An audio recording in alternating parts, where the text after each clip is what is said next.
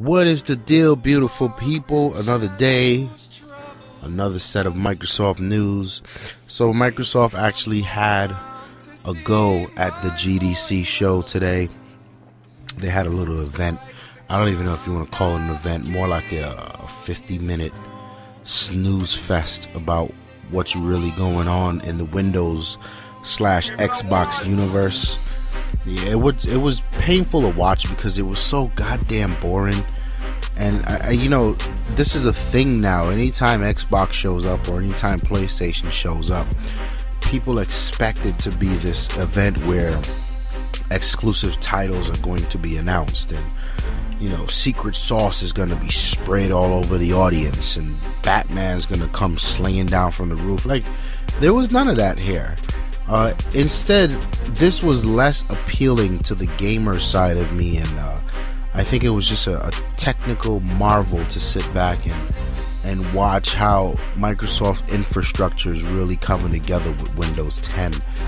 I was actually very intrigued, bored, yes, but it's just one of those things where, we've been covering this for so long, we've been talking about this for so long that just seeing them officially coming out and be like, all right, here's what we're doing, here's how we're doing it, it's boring now, goddammit. This is the price you pay when you're on the bleeding edge, right? You know everything months in advance, and then it becomes official, like, yarn, what's next? So pretty much the deal here is Microsoft has revealed their commitment to interchangeability of gaming across their platform. And their platform, of course, being Windows 10. So what does that have to do with the Xbox? Well, if you've been under a rock and not paying attention to anything we've been saying, Windows 10 is going to be the very first Microsoft version of Windows. Is there another version of Windows? It's going to be the very first Windows that will really and truly run across all devices. So Windows 10 will run on your PC, Windows 10 will run on your laptop, Windows 10 will run on your tablet, Windows 10 will run on your phone, and also Windows 10 will be running on your Xbox One. Now, this is definitely a technical feat, and I think a lot of people, they really underestimate the power this has and the potential it has going forward. Part of this Windows everywhere thing is you see a unification of the code, not only for games but for applications, period, right? And games roll up under applications, so the API, the language, it's all the same. So if you make a little $2 Windows Phone game, you can just as easily port that game. And let me rephrase that, you don't need to port it, you just need to drop in the control modules for the Xbox so you can play it with a controller, or for your phone so you can play it with touch, or on your PC so you can interact with it with mouse and a keyboard. That's a very powerful thing. That all of a sudden gives not only game developers but developers, period, this crazy exposure and this longevity when it comes to be invested in the Windows universe. Now, for me, right, this is coming from the Windows Phone side and the Windows 10 side. One of my favorite apps, well, without doubt, is an app called SixTag. So this is pretty much Windows Phone's premier Instagram app. It's by far better than the Instagram app, and truth be told, it's by far better than any Instagram app, be it official or unofficial, on any device. We're talking iOS or Android. Now, the developer for this app is a bit of a superstar. He confirmed he's working on a universal app. Again, this means this man is working on a version of this app that will work on the phones, the tablets, the PCs, and I hope he also drops it on the Xbox, because it'll cost him nothing to do that. You get what I mean? So this is the power of that. Now, to bring it full circle, games like applications get the same treatment.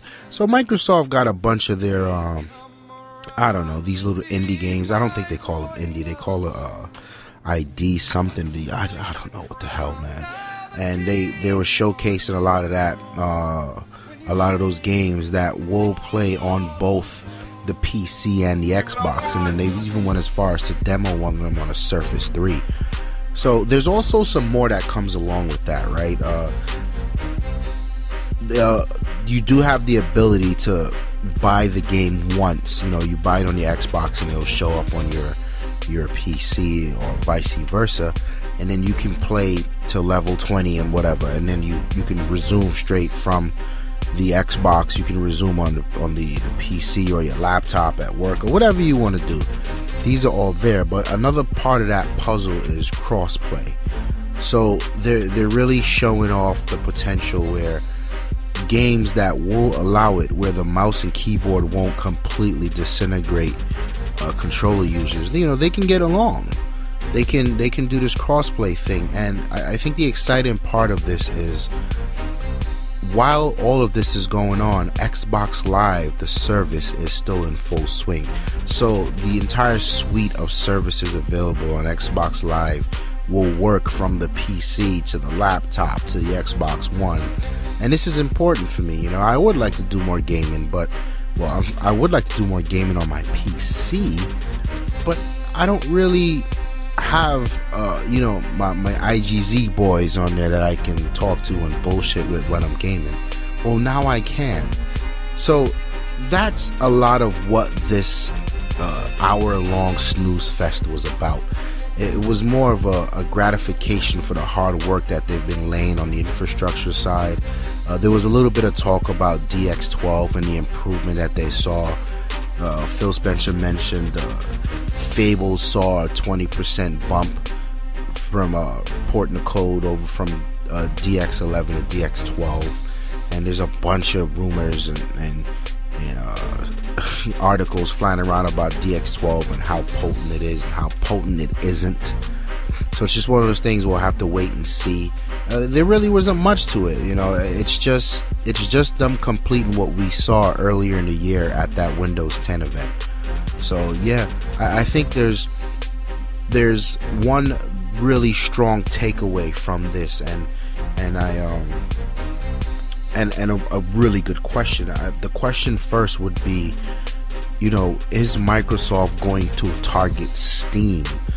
Because it's all good right now. The push seems to be allow your Xbox to extend to the PC, but I think as equal amount of work needs to be done to allow the PC to extend to the Xbox. Because if you look on Steam and you get these crazy deals with these games that aren't graphically intense, they're just dope ass games, you know. They need to make a push to have these developers make these games universal apps, you know, and they didn't say much about that.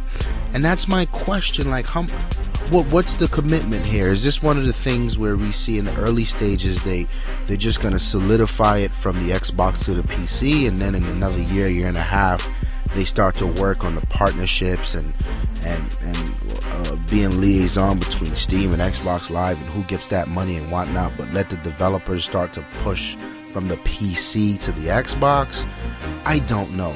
But that's the main question. But the main takeaway from this is Microsoft is making the PC a lot more important. And I think Phil said it best when he said, we really don't care where you play your games. We care that you play your games, which means play on an Xbox, play on a PC, play on your Surface, play on your phone, play on your tablet. Like, I don't care, but play. And I think Microsoft is definitely the closest to bringing that unification of platforms, you know, where you get off the train after an hour commute of playing this game, and you just come in the house and you pretty much load it up on the Xbox and you do it there, or you load it up on the PC and you do it there. I think that's a dope realization for us to go forward in gaming. But yeah, hit the comments, man. Let me know what you guys think. Were you as bored as I was in that conference? Is there anything you was expecting to hear but you didn't? Any questions you still have that Phil kind of avoided? Anyway, like the video, hit the comments, and subscribe. I'm out of here. Peace.